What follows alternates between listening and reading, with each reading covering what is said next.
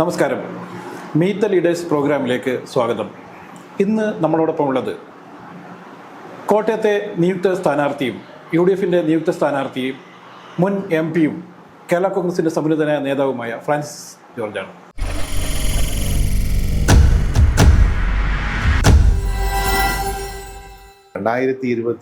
ലോക്സഭാ തെരഞ്ഞെടുപ്പ് രാജ്യത്തിൻ്റെ ജനാധിപത്യ മതേതര ഭാവിയെ സംബന്ധിച്ചിടത്തോളം വളരെ നിർണായകമാണെന്ന് എല്ലാവരും പറയുന്നു.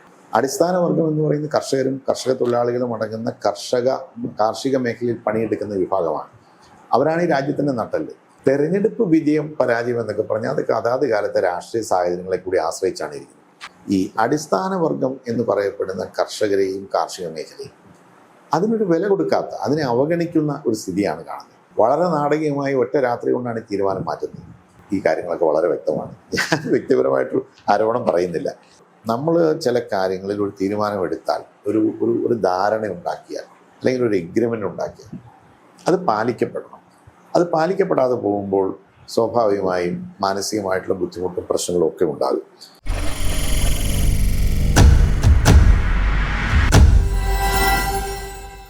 നമസ്കാരം സാർ. നമസ്കാരം സാർ, എലക്ഷൻ നമ്മുടെ പടിവാതിക്കലെത്തി നിൽക്കുകയാണ്. കേരളത്തിൽ ഏറ്റവും ശ്രദ്ധേയമായ ഒരു മണ്ഡലമായി കോട്ടയം മാറിയിരിക്കുന്നു. ഈ കോട്ടയത്താണ് താങ്കൾ UDFിൻ്റെ സ്ഥാനാർത്ഥിയായി വരാൻ പോകുന്നത്, അല്ലെങ്കിൽ ഏതാണ്ട് തീരുമാനമായി കഴിഞ്ഞിരിക്കുന്നു. എങ്ങനെയാണ് ഈ ഇലക്ഷൻ നേരിടാൻ വേണ്ടി ഉദ്ദേശിക്കുന്നത്? ഈ ഇലക്ഷനെ സംബന്ധിച്ചിടത്തോളം രണ്ട് കാര്യങ്ങളാണ് പ്രധാനമായിട്ടും. ഒന്ന്, ദേശീയ തലത്തിലുള്ള ഇന്ന് ഈ രാജ്യം നേരിടുന്ന നിലവിലെ രാഷ്ട്രീയ സാഹചര്യം. രണ്ട്, കേരളത്തിൽ കഴിഞ്ഞ 7.5 വർഷക്കാലമായി അധികാരത്തിലിരിക്കുന്ന ഇടതുപക്ഷ ജനാധിപത്യ മുന്നണി ഗവൺമെൻറ്റിൻ്റെ ഭരണവും അതുമായി ബന്ധപ്പെട്ടുകൊണ്ട് ഉയർന്നു വന്നിട്ടുള്ള ഒട്ടേറെ പ്രശ്നങ്ങൾ. ഈ രണ്ട് കാര്യങ്ങളും വളരെ സജീവമായി ഈ പാർലമെൻറ്റ് തെരഞ്ഞെടുപ്പിൽ ചർച്ച ചെയ്യപ്പെടും. പ്രധാനമായും ശരിയാണ്, പാർലമെൻറ്റ് തെരഞ്ഞെടുപ്പ് എന്ന് പറയുമ്പോൾ ദേശീയ രാഷ്ട്രീയ സാഹചര്യങ്ങളാണ് നമ്മൾ വിലയിരുത്തേണ്ടത്. ഈ രാജ്യത്തെ സംബന്ധിച്ചിടത്തോളം ഈ തെരഞ്ഞെടുപ്പ് 2024 ലോക്സഭാ തെരഞ്ഞെടുപ്പ് രാജ്യത്തിൻ്റെ ജനാധിപത്യ മതേതര ഭാവിയെ സംബന്ധിച്ചിടത്തോളം വളരെ നിർണായകമാണെന്ന് എല്ലാവരും പറയുന്നു. മാധ്യമങ്ങൾ പറയുന്നു, രാഷ്ട്രീയ നിരീക്ഷകർ പറയുന്നു. കേരള കോൺഗ്രസും UDFും ഉൾപ്പെടുന്ന ഇന്ത്യ മുന്നണി ആ രീതിയിലാണ് ഈ തെരഞ്ഞെടുപ്പിനെ കാണുന്നത്. രാഷ്ട്രീയ നിരീക്ഷകർ പറയുന്നത് ഭാരതത്തെ സംബന്ധിച്ചിടത്തോളം this is going to be a battle for the soul of India, for preserving the soul of India എന്നാണ് പറയുന്നത്. ഇന്ത്യയുടെ ആത്മാവിനെ സംരക്ഷിക്കാനും നിലനിർത്താനുമുള്ള വലിയൊരു പോരാട്ടമായി 2024 പാർലമെൻറ്റ് തെരഞ്ഞെടുപ്പിനെ കാണുന്നു. എന്താണ് ഇന്ത്യയുടെ ആത്മാവ് എന്ന് പറയുമ്പോൾ? നമ്മുടേത് ജനാധിപത്യ ഫെഡറൽ രാജ്യമാണ്. ആ ജനാധിപത്യ ഫെഡറൽ സംവിധാനം അതിൻ്റെ എല്ലാ അന്തസ്സത്തോടും കൂടി നിലനിർത്തുക, രാജ്യത്തിൻ്റെ മതേതര പാരമ്പര്യം കാത്തു സൂക്ഷിക്കുക, ജനാധിപത്യ സ്ഥാപനങ്ങളെ സംരക്ഷിക്കുക, മനുഷ്യാവകാശം, അതുപോലെ തന്നെ സ്വതന്ത്രമായ മാധ്യമ പ്രവർത്തനം, ഈ കാര്യങ്ങളൊക്കെ സംരക്ഷിക്കുന്നത്. ഇത് ഈ രാജ്യത്ത് അന്യം നിന്ന് പോകുമോ എന്നുള്ള ഒരു ഭയാശങ്ക. ഇത് വെറും ഭയവും ആശങ്കയോ മാത്രമല്ല, നമ്മുടെ കഴിഞ്ഞ കാല അനുഭവങ്ങൾ നമ്മളെ പഠിപ്പിക്കുന്നതാണ്. അപ്പോൾ അതുകൊണ്ട് തന്നെ ഈ കേന്ദ്രത്തിൽ ഒരു ഭരണമാറ്റം ഉണ്ടാകണം. BJPയുടെ നേതൃത്വത്തിലുള്ള NDA ഗവൺമെൻറ് പോയി കോൺഗ്രസിൻ്റെ നേതൃത്വത്തിലുള്ള ഈ പറയുന്ന ഇന്ത്യ മുന്നണി അധികാരത്തിൽ വരണം എന്ന് ജനാധിപത്യ വിശ്വാസികൾ ആഗ്രഹിക്കും. അത് നടത്താനുള്ള, അത് നേടിയെടുക്കാനുള്ള വലിയൊരു പോരാട്ടത്തിന് നമ്മൾ ഈ തെരഞ്ഞെടുപ്പിലൂടെ തുടക്കം കുറിക്കുകയാണ്. അപ്പം അതാണ് പൊതുവിൽ ഈ തെരഞ്ഞെടുപ്പിനെ വിലയിരുത്തുമ്പോൾ നമുക്ക് വളരെ ചുരുക്കമായി പറയാനായിട്ട് കഴിയും. കഴിഞ്ഞ കാലങ്ങളിലെല്ലാം ഇവിടെ കോൺഗ്രസ് വലിയ രീതിയിലുള്ള ഇത്തരത്തിലുള്ള ഇത് 2 ടേമായി ഇവിടെ മോദി ഭരിച്ചുകൊണ്ടിരിക്കുന്നു. BJP ഓരോ തവണയും അധികാരത്തിൽ വരുമ്പോൾ അവരുടെ വർഗീയമായ, അല്ലെങ്കിൽ അവരുടെ വർഗീയ രാഷ്ട്രീയം കുറച്ചും കൂടി കൂടുതൽ നടപ്പിലായിക്കൊണ്ടിരിക്കും. ഇപ്പം നമ്മൾ ലാസ്റ്റായിട്ട് കണ്ടത് അയോധ്യയിൽ തർക്കഭൂമിയിൽ പണിത ക്ഷേത്രത്തിൻ്റെ ഉദ്ഘാടനവുമായി ബന്ധപ്പെട്ട് നടത്തിയ മോദി തന്നെ നേരിട്ട്, ഒരു ഭരണാധികാരി നേരിട്ട് തന്നെ ഒരു പരിപാടിയിൽ പങ്കെടുക്കുന്നു. അദ്ദേഹം മുഖ്യ കാർമ്മികനായി വരുന്നു. അതാണ് പ്രശ്നം. ഇത്തരത്തിലൊരു സാഹചര്യത്തിൽ ഒരുമിച്ച് നിൽക്കേണ്ട പ്രതിപക്ഷ കക്ഷികൾ പലരും വിഘടിച്ച് നിൽക്കുന്ന കാഴ്ചയാണ്. നമ്മൾ 28 കക്ഷികളുമായി തുടങ്ങിയ ഒരാൾ നേരത്തെ പോയി കഴിഞ്ഞു, പലരും പോകാൻ വേണ്ടി നിൽക്കുന്നു. ഇത്തരം ഒരു സാഹചര്യത്തിൽ എങ്ങനെയാണ് നമുക്ക് ഇതിനെ തടയാൻ പറ്റുക, അല്ലെങ്കിൽ BJPയുടെ ഈ തേരോട്ടത്തെ എങ്ങനെയാണ് തടയാൻ പറ്റുക?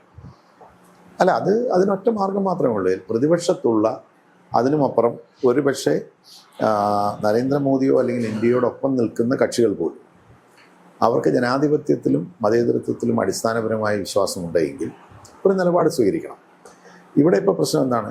ആരാധനാലയം, ക്ഷേത്രമോ ദേവാലയമോ അല്ലെങ്കിൽ മോസ്കുകളോ ഒന്നും പണിയുന്നതിനോ അല്ലെങ്കിൽ അതിൽ സ്വതന്ത്രമായിട്ടുള്ള ആചാരമര്യാദകളും വിശ്വാസവും വെച്ച് പുലർത്തുന്നതൊന്നും നമ്മുടെ രാജ്യം എതിരല്ല. നമ്മുടെ ഭരണഘടന അതെല്ലാം വാഗ്ദാനം ചെയ്തു.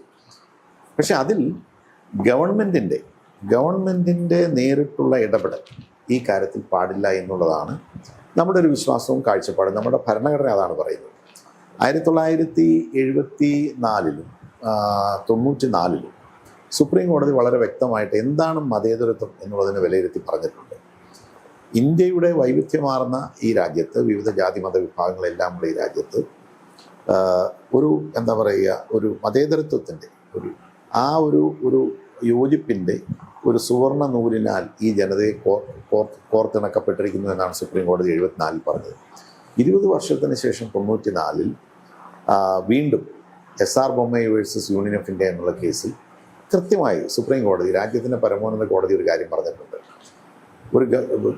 അധികാരത്തിലിരിക്കുന്ന ഗവൺമെൻറ് ഒരു കാരണവശാലും ഏതെങ്കിലും ഒരു മതത്തെ ഏറ്റെടുക്കാൻ പാടില്ല, ഒരു മതത്തെ മാത്രം പ്രോത്സാഹിപ്പിക്കാൻ പാടില്ല. അത് നമ്മുടെ കാഴ്ചപ്പാടിനെതിരാണ്, മതേതര കാഴ്ചപ്പാടിനെതിരാണ്. എല്ലാവരെയും ഒന്നുപോലെ കാണുക, എല്ലാ മതങ്ങളെയും വിശ്വാസങ്ങളെയും ആചാരമര്യാദകളെയും സംരക്ഷിക്കുന്ന കാഴ്ചപ്പാടായിരിക്കണം വേണ്ടത്. മറിച്ചുള്ള നിലപാട് എന്ന് പറയുന്നത് മതേതര കാഴ്ചപ്പാടിന് വിരുദ്ധമാണ്. മതേതരത്വം എന്ന് പറഞ്ഞാൽ മതസഹിഷ്ണുത എന്നുള്ള എന്താ പറയുക ഒരു നിലപാടല്ല. മതസഹിഷ്ണുത എന്നുള്ള ഒരു എന്താ പറയുക, വളരെ ഒരു സൈലൻ്റ് ആയിട്ടോ അല്ലെങ്കിൽ പാസീവായിട്ടുള്ളൊരു ആറ്റിറ്റ്യൂഡല്ല. മറിച്ച് മതേതരത്വം എന്ന് പറഞ്ഞാൽ അതിൻ്റെ അർത്ഥം എല്ലാവരെയും ബഹുമാനിക്കുന്ന, എല്ലാ മതങ്ങളെയും ബഹുമാനിക്കുന്നു എന്നും നിഷ്പക്ഷമല്ല, നിഷ്കർഷയുള്ള ഒരു നിലപാടായി എന്നാണ് സുപ്രീം കോടതി പറഞ്ഞിട്ടുള്ളത്. അപ്പോൾ അങ്ങനെയുള്ള സാഹചര്യത്തിൽ ഇന്ന് ഇന്ത്യ മുന്നണിയിൽ ചെറിയ ചില പ്രശ്നങ്ങൾ ഉണ്ടായിട്ടുണ്ട്. ഒരു കക്ഷി വിട്ടുപോയി എന്ന് പറഞ്ഞു. അതുകൊണ്ട് മാത്രമായില്ല, ഇനിയും സമയമുണ്ട്. മറ്റ് കക്ഷികളുടെ ചില സീറ്റ് സംബന്ധിച്ചുള്ള ചില തർക്കങ്ങളൊക്കെ ഉണ്ട്. പക്ഷേ എനിക്ക് തോന്നുന്നു ഈ മുന്നണിക്ക് നേതൃത്വം കൊടുക്കുന്ന കോൺഗ്രസ് പാർട്ടി തീർച്ചയായിട്ടും അങ്ങനെയുള്ള പ്രശ്നങ്ങളെ അഡ്രസ്സ് ചെയ്തുകൊണ്ട് വരും നാളുകളിൽ ആ പ്രശ്നങ്ങളൊക്കെ പറഞ്ഞു തീർക്കാനുള്ള വളരെ പോസിറ്റീവായിട്ടുള്ള, വളരെ ക്രിയേറ്റീവും പോസിറ്റീവുമായിട്ടുള്ള നിലപാടുകൾ സ്വീകരിക്കും. അങ്ങനെ പ്രശ്നങ്ങൾ പരിഹരിക്കപ്പെടും. ഒറ്റക്കെട്ടായി ഇന്ത്യ മുന്നണിയിലുള്ള എല്ലാ കക്ഷികളും, വിട്ടുപോയ അവർക്ക് അതിനുള്ള സ്വാതന്ത്ര്യമുണ്ട്. മറ്റ് കക്ഷികളെല്ലാവരും ഒരുമിച്ച് നിന്ന് കഴിയുന്നത്ര ഈ ഹിന്ദി ഹാർട്ട്ലാൻഡ് എന്ന് പറയപ്പെടുന്ന സംസ്ഥാനങ്ങളിൽ ഒരേ ഒരു സ്ഥാനാർത്ഥി, പ്രതിപക്ഷത്ത് നിന്ന് ഏക സ്ഥാനാർത്ഥി ഇന്ത്യയുടെ സ്ഥാനാർത്ഥിയുമായി അല്ലെങ്കിൽ BJPയുടെ സ്ഥാനാർത്ഥിയുമായി മത്സരിക്കുന്ന ഒരു സാഹചര്യം ഉണ്ടാക്കാൻ കഴിഞ്ഞാൽ തീർച്ചയായിട്ടും വിജയിക്കാൻ കഴിയുന്നതാണ്. BJP കഴിഞ്ഞ തെരഞ്ഞെടുപ്പിൽ വെറും 37% വോട്ട് വാങ്ങിയാണ് ഈ രാജ്യത്ത് ഭരണം കൈയാളുന്നത്. എന്തുകൊണ്ടാണത്? കക്ഷികൾ ഭിന്നിച്ചു നിന്നുകൊണ്ടാണ്. അപ്പോൾ യോജിച്ചു നിന്നാൽ തീർച്ചയായിട്ടും BJPയെ അല്ലെങ്കിൽ ഇന്ത്യയെ പരാജയപ്പെടുത്തി ഇന്ത്യ മുന്നണിക്ക് അധികാരത്തിൽ വരാനായിട്ട് കഴിയും. നമ്മളിപ്പോൾ ഈ സംസാരിക്കുന്ന സമയത്ത് ഡൽഹിയിൽ വലിയ കർഷക സമരം നടന്നുകൊണ്ടിരിക്കുകയാണ്. ഹരിയാനയിലും അതുപോലെ തന്നെ പഞ്ചാബിലെയും കർഷകർ, നൂറുകണക്കിന് കർഷകർ ട്രാക്ടറുമായി ഡൽഹിയിലേക്ക് ചലോ ഡൽഹി എന്ന് പറഞ്ഞുകൊണ്ടൊക്കെയാണ്. ഈ കർഷകരുടെ നമുക്കറിയാം 3 വർഷം മുന്നേ തന്നെ അവർക്ക് കൊടുത്ത വലിയ ഇന്ത്യ കണ്ടിട്ടുള്ള ഏറ്റവും വലിയ സമരമായിരുന്നു കർഷകരുടെ സമരം. ഈ കർഷക സമരത്തെ ആ സമയത്ത് തീർക്കാൻ വേണ്ടി ചില വാഗ്ദാനങ്ങളൊക്കെ നൽകി. പക്ഷേ 3 വർഷം കഴിഞ്ഞിട്ട് അവർക്ക് ഈ വാഗ്ദാനങ്ങൾ പാലിക്കാൻ വേണ്ടി സർക്കാർ തയ്യാറായിട്ടില്ല. ഇലക്ഷൻ മുന്നിൽ വന്ന് നിൽക്കുന്ന സമയത്താണ് ഇത്തരം വലിയൊരു സമരം നടക്കുന്നത്. നമുക്കറിയാം ലോകത്തിന്റെ എല്ലാ സ്ഥലങ്ങളിലും കർഷക സമരങ്ങൾ നടക്കുന്നുണ്ട്. കർഷകരാണ് ഈ ലോകത്തിന്റെ തന്നെ ആത്മാവ്. ഇതേ പ്രശ്നം തന്നെ നമ്മൾ കേരളത്തിൽ ഇപ്പം നമുക്കറിയാം, താങ്കളുടെ എതിരാളിയായി വരാനിരിക്കുന്ന അല്ലെങ്കിൽ സ്ഥല MP ആയിരിക്കുന്ന ചാഴിക്കാടൻ ഈ കേരള യാത്രയുമായി ബന്ധപ്പെട്ട് മുഖ്യമന്ത്രിയുടെ മുന്നിൽ ഈ റബ്ബർ കർഷകരുടെ വിഷയം അവതരിപ്പിച്ചപ്പോൾ അദ്ദേഹത്തെ ഇൻസൾട്ട് ചെയ്യുന്ന രീതിയിലുള്ള ഒരു പെരുമാറ്റമാണ് ഈ മുഖ്യമന്ത്രി നിന്നുണ്ടായത്. യഥാർത്ഥത്തിൽ ഈ കർഷകരുടെ വിഷയങ്ങൾ മുന്നിലേക്ക് അവതരിപ്പിക്കുന്നുള്ള എന്ത് നിലപാടാണ്? പ്രത്യേകിച്ചിട്ടും കർഷകരുടെ ഒരു പാർട്ടി ആയിട്ടാണല്ലോ കേരള കോൺഗ്രസ് അറിയുന്നത്. അതായത് കർഷകരോടും കാർഷിക മേഖലയോടും കേന്ദ്ര ഗവൺമെൻറ് ആണെങ്കിലും ഇന്ന് സംസ്ഥാന ഗവൺമെൻറ് ആണെങ്കിലും ഒരേ സമീപനം, നിഷേധാത്മകമായിട്ടുള്ള നിലപാടാണ് സ്വീകരിക്കുന്നത്. അടിസ്ഥാന വർഗം എന്ന് പറയുന്നത് കർഷകരും കർഷക തൊഴിലാളികളും അടങ്ങുന്ന കാർഷിക മേഖലയിൽ പണിയെടുക്കുന്ന വിഭാഗമാണ്. അവരാണ് ഈ രാജ്യത്തിൻ്റെ നട്ടെല്ല്. അവരെ സംരക്ഷിക്കാത്ത ഒരു നിലപാട് അത് കേന്ദ്ര ഗവൺമെൻറ് സ്വീകരിച്ചാലും സംസ്ഥാന ഗവൺമെൻറ് സ്വീകരിച്ചാലും നമ്മളതിനെ അംഗീകരിക്കാൻ പോകുന്നില്ല. ഇപ്പം 1 വർഷക്കാലം നീണ്ടു നിന്ന സമരം, എത്രയോ ത്യാഗോജ്വലമായിട്ടുള്ള സമരമാണ്. എത്ര പേരാണ് മരണപ്പെട്ടത്, എന്തെല്ലാം പ്രതിസന്ധി അഭിമുഖീകരിച്ചുകൊണ്ടാണ് കർഷകർ സമരം ചെയ്തത്. ആ സമരത്തിലൂടെ കേന്ദ്ര ഗവൺമെൻറ് കൊണ്ടുവന്ന 3 നിയമങ്ങൾ ബില്ലുകൾ അവർക്ക് തൽക്കാലത്തേക്ക് മാറ്റിവെക്കാനായിട്ട് അല്ലെങ്കിൽ മരവിപ്പിക്കാനായിട്ട് ആ സമരത്തിലൂടെ സാധിച്ചു. പക്ഷെ അടിസ്ഥാനപരമായി കർഷകരുടെ ആവശ്യം എന്താണ്? അവർ അധ്വാനിച്ച് ഉൽപ്പാദിപ്പിക്കുന്ന, മഴയും മഞ്ഞും വെയിലും ഏറ്റ് അധ്വാനിച്ച് ഉൽപ്പാദിപ്പിക്കുന്ന കാർഷിക ഉൽപ്പന്നങ്ങൾക്ക് അവർക്കൊരു ന്യായ വില കിട്ടുക എന്നുള്ളതാണ്. അതിന് ഗവൺമെൻറ് മിനിമം സപ്പോർട്ട് പ്രൈസ്, ഏറ്റവും ചുരുങ്ങിയ ഒരു താങ്ങുവില അത് പ്രഖ്യാപിക്കുകയും അതനുസരിച്ച് കാർഷിക ഉൽപ്പന്നങ്ങൾ സംഭരിച്ച് കർഷകർക്ക് സംരക്ഷണം കൊടുക്കുക എന്നുള്ളതാണ്.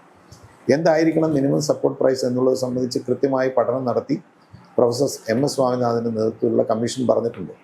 അതുപോലെ തന്നെ പ്ലാനിംഗ് കമ്മീഷൻ അംഗമായിരുന്ന agricultural cost and prices commission, ആ കമ്മീഷനിലെ തലവനായിരുന്ന ഡോക്ടർ അഭിജിത്ത് സെൻ പറഞ്ഞിട്ടുണ്ട് C2+50% ഫോർമുല.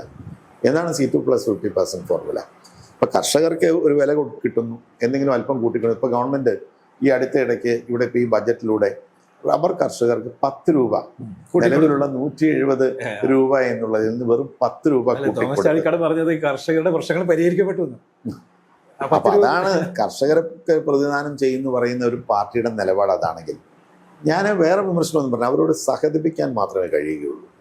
കാരണം 10 രൂപ കൂട്ടി എന്ന് പറഞ്ഞാൽ വെറും 6%. നിലവിലുള്ള 170 വെറും 6% മാത്രമാണ് ഇപ്പോൾ ഈ വർദ്ധിപ്പിച്ചു എന്ന് പറയുന്നത്. എത്രയോ നിർഭാഗ്യകരമാണ്.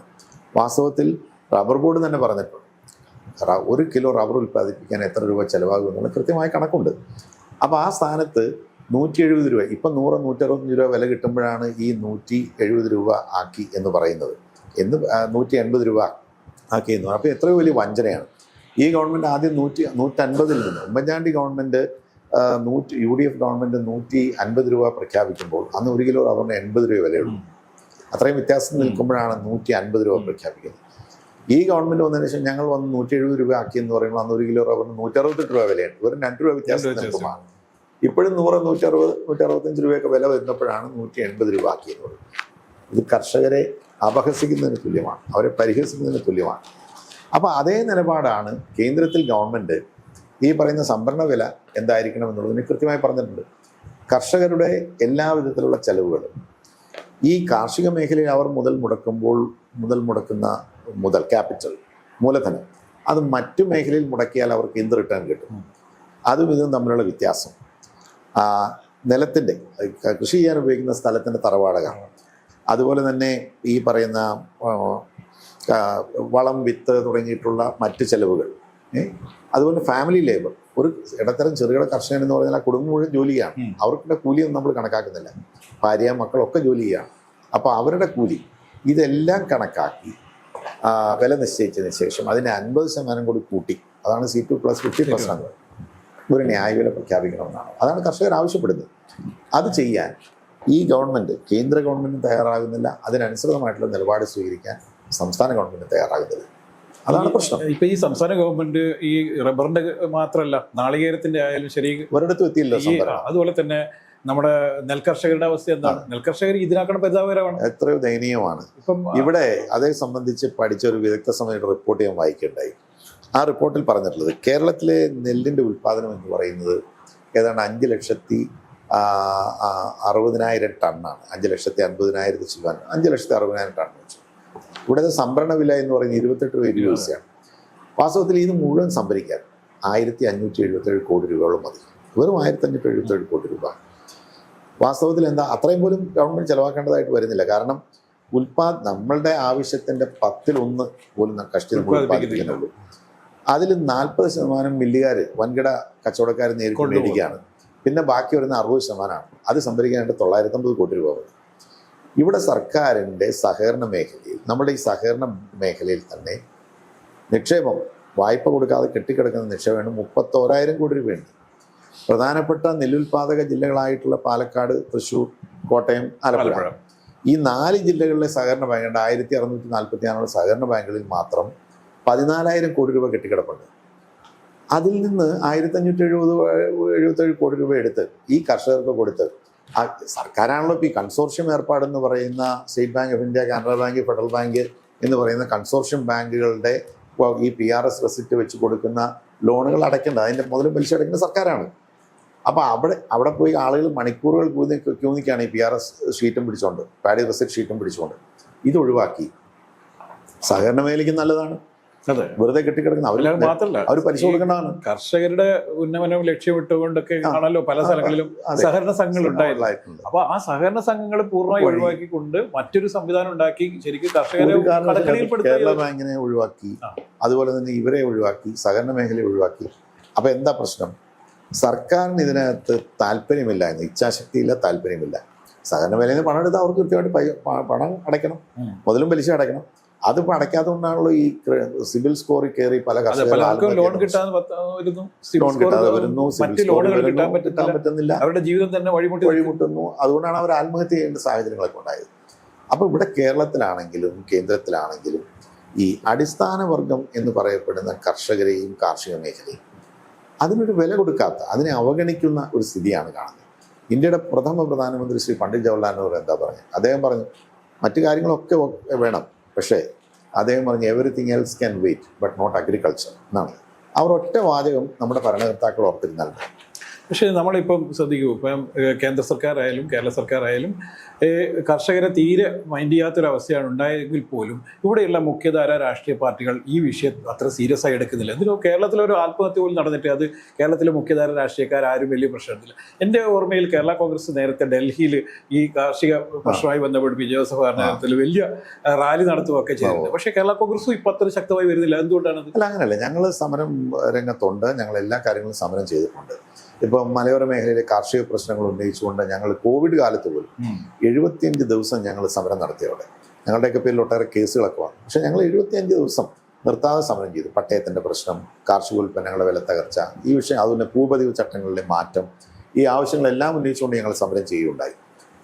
കർഷകരുടെ ആത്മഹത്യ ഇതുമായി ബന്ധപ്പെട്ടുകൊണ്ടൊക്കെയുള്ള പരിപാടികൾ പ്രാദേശികമായി ഇപ്പോൾ ആലപ്പുഴ ജില്ലയിലെ പ്രശ്നങ്ങൾ ഉന്നയിച്ചുകൊണ്ട്, കുട്ടനാട്ടിലെ പ്രശ്നങ്ങൾ ഉന്നയിച്ച് ഞങ്ങൾ പ്രാദേശികമായി സമരരംഗത്ത് വന്നിട്ടുണ്ട്. പക്ഷേ ഇവിടെ ഇന്ന് വന്നിരിക്കുന്ന ഒരു സ്ഥിതി എന്താണെന്ന് വെച്ചാൽ, നമ്മൾ ന്യായമായി ജനാധിപത്യപരമായി സമാധാനപരമായി സമരം ചെയ്താൽ അത് ആരും മൈൻഡ് ചെയ്യുന്നില്ല, നോട്ട് ചെയ്യുന്നില്ല എന്നുള്ളതാണ്. അതേസമയത്ത് എന്തെങ്കിലും അക്രമങ്ങളൊക്കെ ഉണ്ടാക്കി, എന്തെങ്കിലും പ്രശ്നങ്ങളൊക്കെ ഉണ്ടാക്കി കഴിഞ്ഞാൽ മാത്രമേ അത് മാധ്യമ ശ്രദ്ധ പോലും പിടിച്ചു പറ്റുന്നു എന്നുള്ള നിർഭാഗ്യകരമായിട്ടുള്ളൊരു അവസ്ഥ ഇന്ന് നമ്മുടെ സംസ്ഥാനത്തുണ്ട്. നമ്മളിപ്പം വീണ്ടും നമുക്ക് കോട്ടയത്തേക്ക് തിരിച്ചു വരാം. ഈ 44 വർഷത്തിന് ശേഷം വീണ്ടും കേരള കോൺഗ്രസുകൾ തമ്മിലുള്ള വലിയ പോരാട്ടത്തിലുള്ള വേദിയായി കോട്ടയം മാറിയിരിക്കുകയാണ്. അപ്പം കോട്ടയത്തിൽ നിന്ന് സിറ്റിംഗ് MP ആയിരുന്ന ഈ തോമസ് ചാഴിക്കാടൻ കഴിഞ്ഞ തവണ 5 വർഷം മുന്നേ ഇലക്ഷനിൽ നിൽക്കുമ്പോൾ അദ്ദേഹം UDFന്റെ ഭാഗമായിരുന്നു. പക്ഷേ ഇത്തവണ അദ്ദേഹം LDFന്റെ ഭാഗമായിട്ടാണ് മത്സരരംഗത്തുള്ളത്. എങ്ങനെയാണ് അദ്ദേഹം തന്നെ പറഞ്ഞിട്ടുണ്ട്, ഒറ്റ ചിഹ്നത്തിൽ ഒറ്റ പാർട്ടിയിൽ മാത്രമാണ് ഞാൻ 7 തവണ ഇലക്ഷൻ നേരിട്ടത്, 8ാം തവണ ഇലക്ഷൻ നേരിടുമ്പോഴും ഞാൻ ഒറ്റ ചിഹ്നത്തിലാണെന്നും ഒറ്റ പാർട്ടിയിലാണെന്നൊക്കെ. യഥാർത്ഥത്തിൽ അത്തരത്തിലുള്ള ഈ അവകാശവാദങ്ങൾക്ക് എന്തെങ്കിലും പ്രസക്തിയുണ്ടോ? ഒരു പ്രസക്തിയില്ലല്ലോ. ഒന്ന്, അടിസ്ഥാനപരമായി ഒരു പാർലമെന്റ് തെരഞ്ഞെടുപ്പ് എന്ന് പറഞ്ഞാൽ അത് ചിഹ്നമോ അതൊന്നും അല്ല വിഷയം. അടിസ്ഥാനപരമായ വിഷയം അതൊന്നുമല്ല. മൗലിക പ്രശ്നങ്ങളാണ് പാർലമെന്റ് തെരഞ്ഞെടുപ്പിൽ വരേണ്ടത്. രാജ്യം എന്തായാലും അതാത് കാലത്തുള്ള രാഷ്ട്രീയം, രാജ്യം എങ്ങനെ മുന്നോട്ട് പോകണം, ഇന്ന് രാജ്യം നേരിടുന്ന പ്രശ്നങ്ങൾ, പ്രതിസന്ധികൾ, ഞാൻ നേരത്തെ ആദ്യം പറഞ്ഞ പ്രശ്നങ്ങൾ, അതൊക്കെയാണ് മൗലിക പ്രശ്നങ്ങൾ. അദ്ദേഹം മാറിയിട്ടില്ല എന്ന് പറഞ്ഞാൽ അതിൽ വലിയ കഥയൊന്നുമില്ല. അപ്പോൾ ആരാണ് ഒറ്റ പാർട്ടി അല്ലാതെ നിൽക്കുന്നുള്ളത്? അദ്ദേഹത്തിന്റെ പാർട്ടി തന്നെ എത്ര മാറ്റം മാറി. UDFന്റെ ഭാഗമായിരുന്നുകൊണ്ട് 2016 ഇടതുമുന്നണി അധികാരത്തിൽ വന്നപ്പോൾ ആദ്യം വയ്യാതെ കൊല്ലം മുന്നേ അവര് LDFന്റെ ഭാഗമാണ്. മാത്രവുമല്ല, അതിനു മുൻപ് 2016 ശ്രീ പിണറായി വിജയൻ ഗവൺമെന്റ് അധികാരത്തിൽ വന്ന ഉടൻ തന്നെ അവർ UDF ഇട്ടു. അതിനുശേഷം ഏതാനും മാസങ്ങൾ, 6-7 മാസങ്ങൾ കഴിഞ്ഞപ്പോൾ ചെങ്ങന്നൂർ ഉപതെരഞ്ഞെടുപ്പ് പ്രഖ്യാപിച്ച അവസരത്തിലാണ് അവർ വീണ്ടും UDFൽ വന്നത്. എന്തുകൊണ്ടാണ് വന്നത്? അവരെ LDFൽ എടുത്തില്ല എന്നുള്ളത് കൊണ്ടാണ്. LDFൽ എടുക്കാതിരുന്നുകൊണ്ട് അവർ തിരിച്ചു വീണ്ടും UDFൽ വന്നു. പിന്നീട് അങ്ങനെ നിന്ന് കഴിഞ്ഞ നിയമസഭാ തെരഞ്ഞെടുപ്പിന് മുമ്പ് വീണ്ടും ഈ പറയുന്ന പോലെ കോട്ടയം ജില്ലാ പഞ്ചായത്ത് പ്രസിഡന്റ്ഷിപ്പുമായി ബന്ധപ്പെട്ടുകൊണ്ട് ചില തർക്കങ്ങൾ ആഭ്യന്തരമായി പാർട്ടിയിലുണ്ടായപ്പോൾ, അതായത് നമ്മളൊരു തീരുമാനം മുന്നണിക്കകത്താണെങ്കിലും പാർട്ടിക്കകത്താണെങ്കിലും എടുത്താൽ അത് പാലിക്കപ്പെടണം. അതിപ്പോൾ റിട്ടേൺ എഗ്രിമെൻ്റ് ഉണ്ടോ ഇല്ലയോ എന്നുള്ളതൊന്നും നല്ല പ്രശ്നം. നമ്മൾ നേതാക്കന്മാർ തമ്മിലിരുന്നൊരു വാക്ക് പറഞ്ഞാൽ ആ വാക്ക് പാലിക്കണം. നമ്മൾ വ്യക്തികൾ തമ്മിലൊരു കാര്യത്തിൽ നമ്മൾ വാക്ക് പറഞ്ഞാൽ വാക്ക് പാലിക്കണം. ആ വാക്ക് അവർ പാലിക്കാൻ തയ്യാറാകാതെ വന്നപ്പോൾ UDF നേതൃത്വം പറഞ്ഞു, ഇത് UDFന്റെ നേതൃത്വം അന്ന് ഉമ്മൻചാണ്ടി സാർ ഉള്ള കാലമാണ്, 4 മാസം ഉണ്ടായിരുന്നുള്ളൂ, 6 മാസം കൊണ്ട് കഷ്ടിയുള്ളൂ. പക്ഷെ നമ്മളൊരു വാക്ക് പറഞ്ഞാണ്, ആ വാക്ക് നിങ്ങൾ പാലിക്കണം. അതാണ് രാഷ്ട്രീയ മര്യാദ എന്ന് പറയുന്നത്. ഉമ്മൻചാണ്ടി സാറ്, PK കുഞ്ഞാലിക്കുട്ടി സാഹിബ് അടക്കമുള്ള UDFന്റെ ഉന്നത നേതാക്കന്മാർ ഏകസ്വരത്തിൽ പറഞ്ഞു, എന്നിട്ടും അവർ തയ്യാറായില്ല. അങ്ങനെ വന്നപ്പോഴാണ് UDFന്റെ കൺവീനർ, അന്നത്തെ കൺവീനർ ശ്രീ ബെന്നി ബെഹനാൻ MP പറഞ്ഞു, ഈ വാക്ക് UDF നേതൃത്വം പറഞ്ഞ ആ UDF നേതൃത്വം കൂടി ഇരുന്ന് തീരുമാനിച്ച ഈ തീരുമാനം നടപ്പിലാക്കണം. അത് നടപ്പിലാക്കാൻ മടിച്ചാൽ അടുത്ത UDF യോഗത്തിൽ ആ വാക്ക് പാലിക്കാതെ പങ്കെടുപ്പിക്കാൻ ബുദ്ധിമുട്ടുണ്ട് എന്ന് മാത്രമേ പറഞ്ഞുള്ളൂ. പക്ഷെ അവർ പോകാൻ നേരത്തെ തീരുമാനിച്ചിരുന്നു. അതാ ചോദിച്ചു, കഴിഞ്ഞ പാർലമെന്റ് ഇലക്ഷന്റെ സമയത്ത് കോട്ടയം സീറ്റിൽ മത്സരിക്കാൻ താല്പര്യമുണ്ടെന്ന് PJ ജോസഫ് നേതൃത്വം അറിയിക്കുന്നു. പക്ഷേ അദ്ദേഹത്തിന് സീറ്റ് കൊടുക്കാതെ, അദ്ദേഹത്തിന്റെ ഈ അഭ്യർത്ഥന മാനിക്കാതെ പാർട്ടിയിൽ വളരെ വലിയ പ്രശസ്തനൊന്നും അല്ലാതിരുന്ന തോമസ് ചാഴിക്കാടന് സീറ്റ് കൊടുത്തുകൊണ്ട് അദ്ദേഹത്തെ അവഹേളിച്ചു എന്നുള്ളതല്ല വിഷയം. വിഷയം എന്ന് വെച്ചാൽ അദ്ദേഹത്തെ വെറുതെ അവഹേളിക്കല്ല, അദ്ദേഹത്തിനാണ് സീറ്റ് എന്ന് പറഞ്ഞ് തീരുമാനിക്കുകയും അത് അനൗൺസ് ചെയ്യുകയും ചെയ്തതിന് ശേഷം വളരെ നാടകീയമായി ഒറ്റ രാത്രി കൊണ്ടാണ് ഈ തീരുമാനം മാറ്റുന്നത്. ഏതാനും പേരെ മണ്ഡലം പ്രസിഡന്റുമാരെയൊക്കെ വിളിച്ച് ചോദിച്ചു എന്നുള്ള ഒരു പുകമറ സൃഷ്ടിച്ചുകൊണ്ട് അദ്ദേഹത്തിന് കൊടുക്കാതെ ഇങ്ങനെ ഇദ്ദേഹത്തെ ശ്രീ തോമസ് ചാഴിയാണ് തീരുമാനിക്കാനുണ്ടായത്. അപ്പം അതൊക്കെ ഞാൻ പറയുന്നത്, ഒരു പാർട്ടിക്കകത്ത് ആഭ്യന്തരമായി നമ്മൾ പാലിക്കേണ്ട ചില മര്യാദകളുണ്ട്. ഇവയൊക്കെ ചരിത്രത്തിൽ ഏതെങ്കിലും ഒരു പാർട്ടി ഒരു തെരഞ്ഞെടുപ്പ് കാലത്ത് ഞങ്ങൾക്ക് സീറ്റ് വേണ്ട എന്ന് പറഞ്ഞ് കേട്ടിട്ടുണ്ടോ? അല്ല, ജോസ് കെ മാണി 2014 പാർലമെന്റ് തെരഞ്ഞെടുപ്പ് വേളയിൽ ഞങ്ങൾ അന്ന് UDF ഒരുമിച്ച് യോജിച്ച പാർട്ടിയായി UDF നിൽക്കുകയാണ്. അപ്പോൾ രണ്ടാമതൊരു സീറ്റ് കേരള കോൺഗ്രസിന് വേണം എന്നുള്ള വലിയ ശക്തമായൊരു ആവശ്യം മുന്നോട്ട് വന്നിരുന്നു.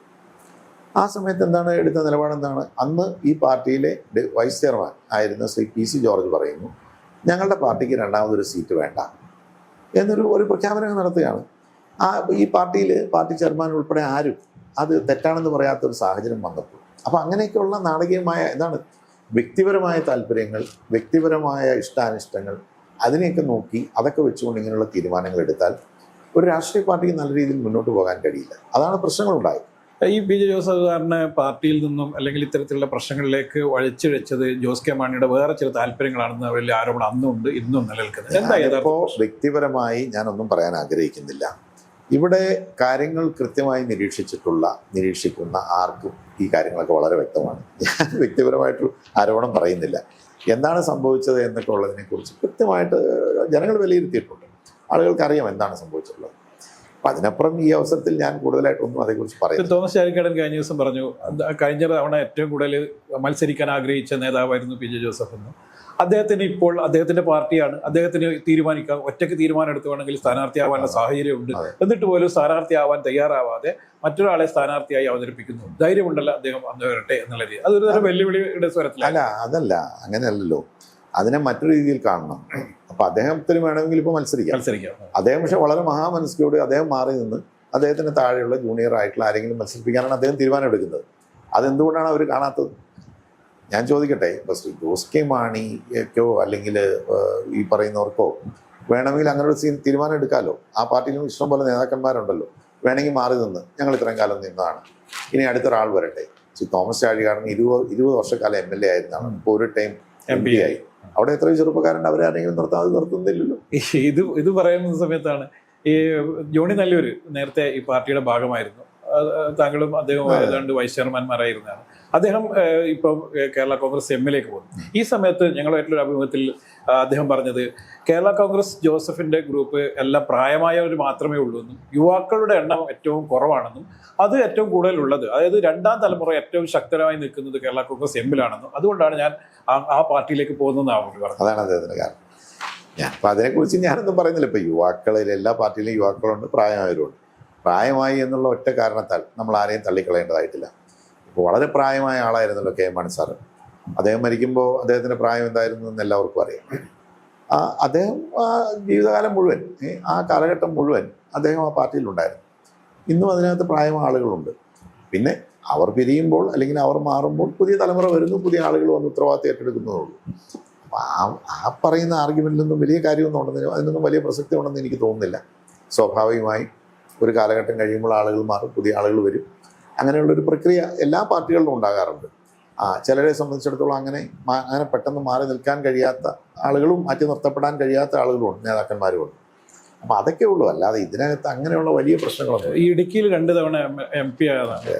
മാത്രമല്ല ഏറ്റവും മികച്ച പാർലമെന്റേറിയൻ എന്ന രീതിയിൽ വളരെ ശ്രദ്ധേയനായിരുന്നു. പിന്നീട് ഉണ്ടായ ഗ്യാപ്പുകൾ എന്തായിരുന്നു?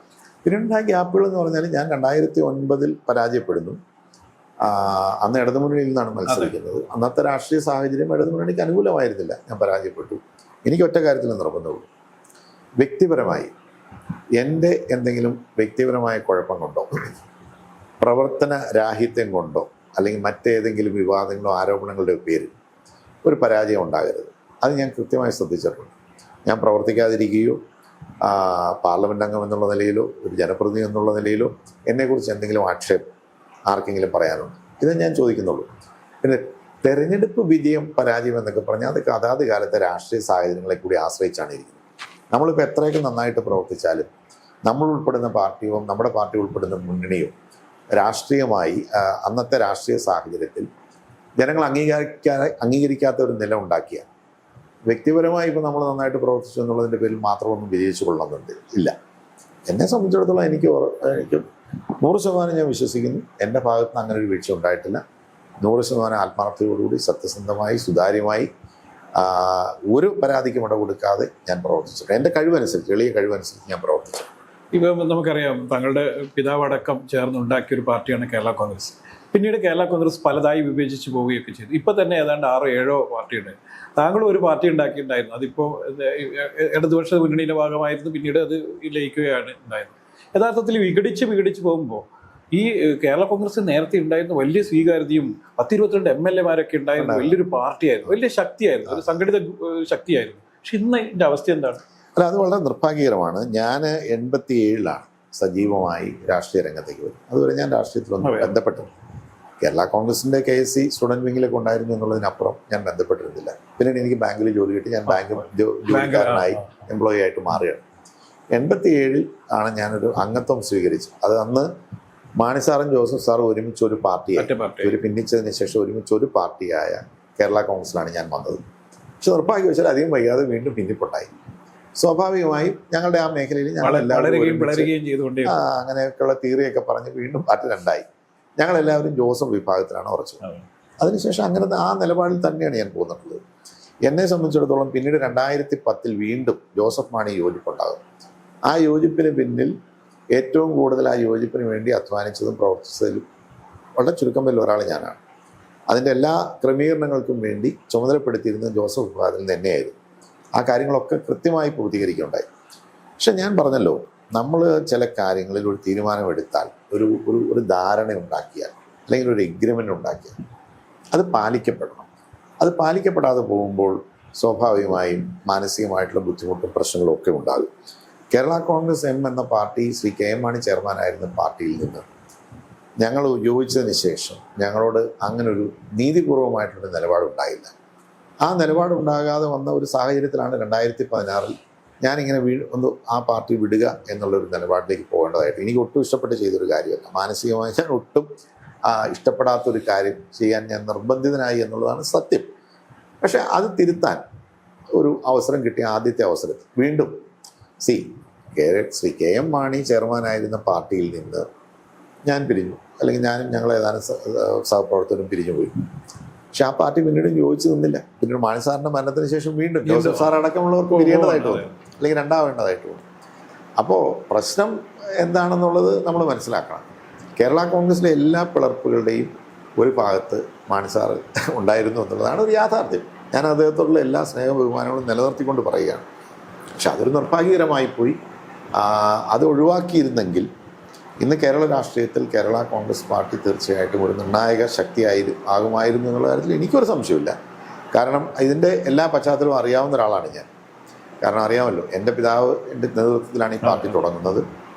കേരള കോൺഗ്രസിലെ എല്ലാ വിഗതികളും വളരെ അടുത്ത് നിന്ന് കാണാൻ കഴിഞ്ഞിട്ടുള്ള ഒരാളാണ് ഞാൻ. അപ്പം നിർഭാഗ്യകരം എന്ന് മാത്രമേ, ദൗർഭാഗ്യം എന്ന് മാത്രമേ ഞാനിതിനെ വിശേഷിപ്പിക്കുന്നുള്ളൂ. ഒരല്പം വിട്ടുവീഴ്ച മനസ്സിലോടുകൂടി ഒരു എന്താ പറയുക, ഒരു സൗമ്യനസ്യത്തോടു കൂടിയൊക്കെ നമ്മുടെ നേതാക്കന്മാർക്ക് പെരുമാറാൻ കഴിഞ്ഞിരുന്നെങ്കിൽ ഇങ്ങനെ ഈ ഒരു അവസ്ഥ ഒഴിവാക്കാമായിരുന്നു. പക്ഷേ ഇനിയും ഞങ്ങൾ ഒരുമിച്ച് നിൽക്കുന്ന ഞങ്ങൾ ഈ സഹപ്രവർത്തകർ ആ ഒരു ലക്ഷ്യം ഞങ്ങൾ കൈവിട്ടിട്ടില്ല. കേരള കോൺഗ്രസുകളെല്ലാം യോജിച്ച് നല്ല നിലയിൽ കേരളത്തിൻ്റെ പുരോഗതിക്ക്, കേരളത്തിൻ്റെ കാർഷിക മേഖലയുടെ പുരോഗതിക്ക് ഒരുമിച്ച് മുന്നോട്ട് പോകണം തന്നെയാണ് ഞങ്ങൾ ആഗ്രഹിക്കുന്നത്. കേരളത്തിൻ്റെ ആവശ്യങ്ങൾ, കേരളത്തിൻ്റെ കാർഷിക മേഖലയുടെ പ്രധാനപ്പെട്ട പ്രശ്നങ്ങളും ആവശ്യങ്ങളും ഒക്കെ പരിഹരിക്കാൻ ഞങ്ങൾ വിജയിച്ച്, UDFൻ്റെ ഭാഗമായി നിന്ന് വിജയിച്ച് ഒരു UDF അംഗം എന്ന നിലയിൽ പാർലമെൻറ്റിലാണെങ്കിലും അതിന് പുറത്താണെങ്കിലും ഒക്കെ വളരെ സജീവമായി പ്രവർത്തിച്ച് മുന്നോട്ട് പോകണം എന്നാണ് ഞാൻ ആഗ്രഹിക്കുന്നത്. നമുക്കറിയാം, കേരളത്തിൽ BJP എങ്ങനെയെങ്കിലും ഒരു സീറ്റ് തരപ്പെടുത്താൻ വേണ്ടിയും അതുപോലെ തന്നെ മധ്യകേരളത്തിലടക്കം ബി ജെ പിക്കുകളുടെ വേരുകൾ വർദ്ധിപ്പിക്കുന്നതിന് വേണ്ടിയിട്ട് വലിയ ശ്രമങ്ങൾ ആരംഭിച്ചിട്ടുണ്ട്. അതിൻ്റെ ശ്രമത്തിൻ്റെ ഏറ്റവും അവസാനമായി നമ്മൾ കണ്ടത് കേരള കോൺഗ്രസിൽ തങ്ങളുടെ സഹപ്രവർത്തകരൊക്കെ ആയിരുന്ന പി സി ജോർജ് ഇന്ന് ബി ജെ പിയുടെ ഭാഗമായി എത്തിയിരിക്കുന്നു. നമ്മൾ നേരത്തെ ഒന്നും പ്രതീക്ഷിക്കാൻ പറ്റാത്ത തരത്തിലുള്ള രാഷ്ട്രീയ നീക്കങ്ങളാണ് ബി ജെ പി നടത്തിക്കൊണ്ടിരിക്കുന്നത്. ഇത്തരത്തിലുള്ള നീക്കങ്ങൾ എങ്ങനെയാണ് കാണുന്നത്? ആ നീക്കങ്ങളൊന്നും ഇവിടെ വിജയിക്കാൻ പോകുന്നില്ല. ബി ജെ പിയുടെ നിലപാടുകളോട് അതിൻ്റെ ഐഡിയോളജിയോടൊക്കെ അടിസ്ഥാനപരമായി കേരളത്തിലെ ജനങ്ങൾ യോജിക്കുമെന്ന് ഞാൻ കരുതുന്നില്ല. ജോർജിനെ പോലെ ഏതാനും ചിലരൊക്കെ ഇങ്ങനെ അങ്ങനെയൊക്കെ ചെന്ന് ചേർന്നു എന്നതുകൊണ്ടൊന്നും കാര്യമായ ഒരു മാറ്റവും ഉണ്ടാകാൻ പോകുന്നില്ല. അപ്പം അദ്ദേഹത്തിന്റെ നിലപാടുകൾ സ്വീകരിക്കാൻ ഞാൻ അതിനൊന്നും അദ്ദേഹം പറഞ്ഞൊരു സംഭവം ക്രിസ്ത്യൻ മൈനോറിറ്റിയിനിടയിൽ വലിയ രീതിയിലുള്ള മാറ്റങ്ങൾ ഉണ്ടായിക്കൊണ്ടിരിക്കുന്നെന്നും മോദിയെ സ്വീകരിക്കുന്നതിൽ അവർക്ക് നേരത്തെ ഉണ്ടായിരുന്ന ചില തെറ്റിദ്ധാരണകളൊക്കെ മാറി മോദിയെ കുറച്ചുകൂടി സ്വീകാരനായിരിക്കും അദ്ദേഹം പറയുന്നത്. അല്ല, അത് അവിടെ തന്നെയാണ് പ്രശ്നം. എന്താണ് സ്വീകാര്യത? ഈ ക്രിസ്ത്യൻ മൈനോറിറ്റീസിന് സ്വീകാര്യത എന്ന് പറഞ്ഞാൽ രാജ്യത്ത് ബി ജെ പി അല്ലെങ്കിൽ ബി ജെ പിയുമായി ബന്ധപ്പെട്ട പ്രസ്ഥാനങ്ങൾ ഈ വളരെ ഒരു മൈക്രോസ്കോപ്പിക് മൈനോറിറ്റി എന്ന് വിശേഷിപ്പിക്കാവുന്ന ക്രിസ്ത്യൻ വിഭാഗങ്ങളോട് എന്ത് സമീപനമാണ് സ്വീകരിക്കുന്നത്? അവർ അങ്ങനെ സ്വീകരിക്കുന്ന സമീപനത്തോട് രാജ്യത്തിൻ്റെ ഭരണാധികാരി എന്നുള്ള നിലയിൽ ശ്രീ നരേന്ദ്രമോദി എന്ത് സമീപനം സ്വീകരിക്കും? മണിപ്പൂരിലുണ്ടായ പ്രശ്നം ഈ നിമിഷം വരെ ശ്രീ നരേന്ദ്രമോദി അതേക്കുറിച്ച് ഒരു അക്ഷരം പോലും വേണ്ടിയിട്ടില്ല. വംശീയ കലാപം അവിടെ സന്ദർശിക്കാൻ, ശരി, വംശീയ കലാപം. പ്രധാനമന്ത്രി എന്നുള്ള നിലയിൽ അവിടുത്തെ സർക്കാർ പരാജയപ്പെട്ടു, സംസ്ഥാന ഗവൺമെൻറ് പരാജയപ്പെട്ടു. എന്താണ് നമ്മുടെ ഫെഡറൽ സംവിധാനത്തിൽ യൂണിയൻ ഗവൺമെൻറ് ഉത്തരവാദിത്വം? എന്താണ്? അങ്ങനെ ഒരു സംസ്ഥാനത്ത് നിയമവാഴ്ച പരിപൂർണമായി പരാജയപ്പെട്ടു, ഭരണഘടനാ സംവിധാനം തകർന്നു എന്ന് വന്നാൽ കേന്ദ്ര ഗവൺമെൻറ് ഇടപെടണം. അല്ലെങ്കിൽ പിന്നെ എന്തിനാണ് കേന്ദ്ര ഗവൺമെൻറ് എന്തെങ്കിലും ഇടപെടൽ നടത്തിയോ? എന്തെങ്കിലും അവിടുത്തെ ന്യൂനപക്ഷ വിഭാഗത്തെ സംരക്ഷിക്കാനുള്ള എന്തെങ്കിലും നീക്കം കേന്ദ്ര ഗവൺമെന്റ് ഭാഗത്തുനിന്നുണ്ടായോ? നരേന്ദ്രമോദിയുടെ ഭാഗത്തുനിന്നുണ്ടായോ? പ്രധാനമന്ത്രി മോദി പാർലമെന്റിൽ പോലും ഈ വിഷയം പറയാൻ മടിച്ചു, ഒരിടത്തും പറയുന്നില്ലല്ലോ. പക്ഷെ ഇതേ സമയത്ത് തന്നെ വൈദികരുടെയും ബിഷപ്പുമാരുടെയും ഒക്കെ വലിയ രീതിയിലുള്ള യോഗം വിളിക്കാനും അവരെ കാണുന്നു എന്നുള്ളത് കൊണ്ടൊന്നും ഈ അടിസ്ഥാന പ്രശ്നങ്ങളിൽ നിന്ന് ഏതെങ്കിലും ഒരു മതാധ്യക്ഷൻ അല്ലെങ്കിൽ ഒരു മതപരമായ ചുമതലകൾ വഹിക്കുന്ന ആരും ഒരു കാരണവശാലും ഒരു കോംപ്രമൈസ് നടത്തുമെന്ന് ഞങ്ങൾ വിശ്വസിക്കുന്നില്ല. അവർക്കങ്ങനെ കോംപ്രമൈസ് ചെയ്യാൻ കഴിയില്ല. കാരണം ഈ സ്വന്തം ജനവിഭാഗത്തെ അവരോട് ഇതുപോലെ വളരെ നിഷ്ഠൂരമായി അതിക്രൂരമായി അവരെ ആക്രമിക്കുന്ന, അവരെ ഇല്ലായ്മ ചെയ്യുന്ന ഒരു സാഹചര്യം ഉണ്ടായിട്ട് ഈ രാജ്യത്ത് നിയമവാഴ്ച ഉറപ്പാക്കേണ്ടത് ആരാണ്? അധികാരത്തിലിരിക്കുന്ന ഗവൺമെൻറ്റാണ്. അത് അധികാരം കൈയാളുന്ന ഭരണാധികാരികളാണ്. അവരത് ചെയ്യുന്നില്ല എങ്കിൽ എങ്ങനെയാണ് ഏത് മതവിഭാഗമായിക്കോട്ടെ, ക്രിസ്ത്യനെന്നല്ല ആർക്കാണ് അങ്ങനെയുള്ളവരുമായി യോജിച്ചു പോകാൻ കഴിയുക? അവരുമായി സമരസപ്പെടാൻ നമുക്ക് എങ്ങനെ കഴിയും? അപ്പോൾ അതൊക്കെ വെറും ഒരു മിഥ്യാധാരണയാണ്. രാഷ്ട്രീയമായി മറ്റ് നിലനിൽപ്പില്ലാതെ എന്തെങ്കിലും ഒരു നിലപാടെടുക്കുന്നു, അതിനെ ന്യായീകരിക്കാൻ വേണ്ടി അതും ഇതൊക്കെ പറയുന്നു എന്നുള്ളതിനപ്പുറം ഈ പറയുന്ന വാദഗതിക്കൊന്നും യാതൊരു വിലയും കൊടുക്കേണ്ട കാര്യമുണ്ടെന്ന് എനിക്ക് തോന്നുന്നില്ല. നമുക്ക് അറിയാം, കോട്ടയം എന്ന് പറയുന്ന എല്ലാ കാലത്തും വളരെ ഉറച്ച UDFന്റെ ഏറ്റവും ഉറച്ച മണ്ഡലമാണ്. പക്ഷേ എങ്കിൽ പോലും സുരേഷ് കുറുപ്പിനെ പോലുള്ള ചില നേതാക്കന്മാരുകളിൽ നിന്ന് ജയിച്ചൊരു പാരമ്പര്യം കൊണ്ട് നമുക്കത് മറക്കാൻ പറ്റില്ല. അപ്പോൾ ഇത്തവണ കേരള കോൺഗ്രസ് തമ്മിൽ മത്സരിക്കുന്നു, വലിയ രീതിയിലുള്ള പോരാട്ടത്തിൻ്റെ വേദിയാവുന്നു.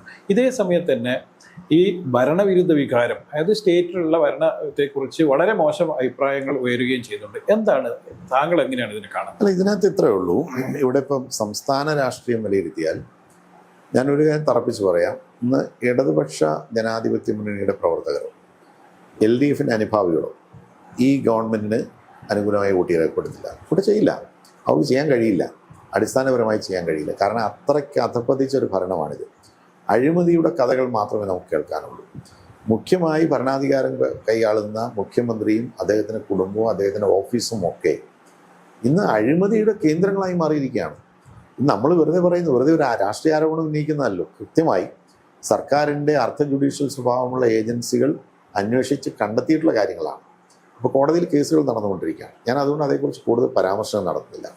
അതുപോലെ തന്നെ ഭരണരംഗം ആകെ കുത്തഴിഞ്ഞു. ഇപ്പോൾ ഇവിടെ നിങ്ങളുള്ള നമ്മുടെ നാട്ടിൽ ഇന്ന് വന്യമൃഗങ്ങൾ ഇറങ്ങി ആളുകളെ നിത്യേന കൊന്നുകൊണ്ടിരിക്കുന്നു, മനുഷ്യരെ ആക്രമിച്ചു കൊണ്ടിരിക്കുന്നു, കൃഷി നശിപ്പിച്ചു കൊണ്ടിരിക്കുന്നു. ഒരു നടപടിയും ഫലപ്രദമായി സ്വീകരിക്കാൻ ഈ ഗവൺമെൻറ് കഴിയുന്നില്ല. ഇപ്പം തന്നെ ജനങ്ങൾക്ക് നൽകിയിരുന്ന ചെറിയ ആശ്വാസമായിരുന്നു ഈ അവശ്യ സാധനങ്ങളുടെ ഒരു സബ്സിഡി, അത് മുഴുവനും എടുത്തു മാറ്റാൻ തീരുമാനിച്ചു. സംസ്ഥാനം ഇന്ന് നാളിതുവരെ കണ്ടിട്ടില്ലാത്ത ഏറ്റവും വലിയ കടക്കെണിയിൽ ഉൾപ്പെട്ടിരിക്കുകയാണ്. കടം വാങ്ങി പലിശ, മുൻ കടത്തിന്റെ പലിശ അടക്കേണ്ട സ്ഥിതിയിലേക്ക് ഭീകരമാണ് അവസ്ഥ. അപ്പം ഇങ്ങനെ ഒരു അവസ്ഥ നിൽക്കുമ്പോൾ ഈ ഗവൺമെൻറ്റിൻ്റെ ദൂർത്തിനും അതുപോലുള്ള കെടുകാര്യസ്ഥനും ഒരു കുറവുമില്ല. ഇപ്പം തന്നെ നടത്തിയ ഈ കേരളീയം പരിപാടി, അതുപോലെ തന്നെ ജനസമ്പർക്ക പരിപാടി എന്ന് പറഞ്ഞൊക്കെ നടത്തിയത് നിർഭാഗ്യകരമാണ്. നവകേരള യാത്ര എന്നൊക്കെ പറഞ്ഞ് നടത്തിയത് എന്ത് യാത്രയാണ്, എന്ത് സമ്പർക്കമാണ് നടത്തിയത്, നമ്മളെല്ലാവരും കണ്ടല്ലോ. അപ്പോൾ അതൊക്കെ ഒരു പാർലമെൻറ്റ് തെരഞ്ഞെടുപ്പിന് മുന്നൊരുക്കം നടത്താൻ ഒരു മുന്നണി സർക്കാർ മെഷീനറി ഉപയോഗിക്കുക, അത് വളരെ ലജ്ജയില്ലാതെ നഗ്നമായി ഉപയോഗിക്കുക, അതിനോട് ന്യായമായി ഒരു ജനാധിപത്യപരമായ ഒരു പ്രതിഷേധം നടത്തിയ വളരെ ചെറുപ്പക്കാർ കുട്ടികളെ അവരുടെ തല ചെടിച്ചട്ടി കൊണ്ടും ഹെൽമെറ്റ് കൊണ്ടും അടിച്ചു പൊളിച്ചു രക്ഷാപ്രവർത്തനം നടത്തും.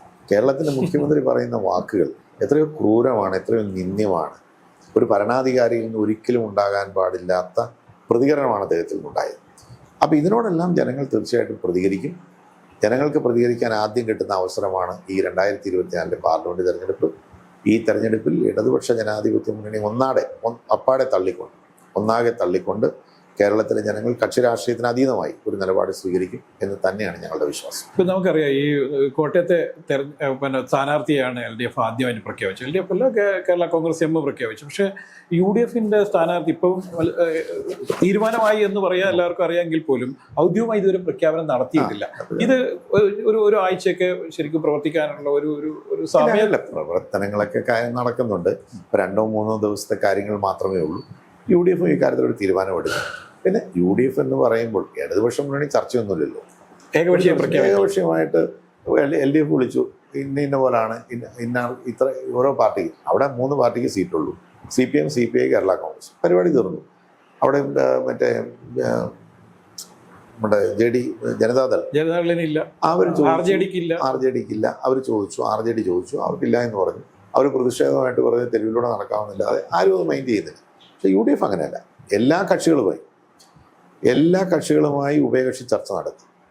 ഓരോ കക്ഷികൾക്കും പറയാനുള്ളത് കേട്ടു. കോൺഗ്രസ് പാർട്ടി കേട്ടു, UDFന് നേതൃത്വം കൊടുക്കുന്ന കോൺഗ്രസ് പാർട്ടി കേട്ടു.